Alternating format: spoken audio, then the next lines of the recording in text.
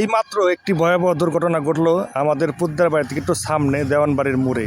মুখোমুখি সংঘর্ষে একটি মোটর সাইকেল আরোহী দুর্ঘটনার কবলে পড়ছে। আর ভয়াবহ দুর্ঘটনায় এখন ড্রাইভার সহ মোটর সাইকেলের ড্রাইভার সহ পিকআপের ড্রাইভার সহ জয়পাড়া মেডিকেলে ভর্তি। দেখায় এক লাইন ছেড়ে বেলাইনে কেমনে উল্টাপাল্টা গাড়ি চালানোর কারণে এই ভুক্তভোগী এই জনগণ। খুব স্পিড আইছে, খুব স্পিড হওয়ার পর পিছিয়ে মনে কয়েকটা গাড়ি ছিল, ওদেরকে মনে করেন ওই 8-10টা গাড়ি ছিল, ওদেরকে ওই ওভারটেক করে আইসা মনে করেন আরেকটা পিক আপ ছিল, ওরা ওভারটেক করে ঢুকতে বাইরে আইছে, কিন্তু অ্যাম্বুলেন্স থাকতে পারেনি। আচ্ছা, এটাকে মনে করেন আস্তে আস্তে এটা মনে করেন ওর পালা দেখে আস্তে করে ব্রেক করে দিচ্ছে, ওই ধম করে বাইরে দিচ্ছে।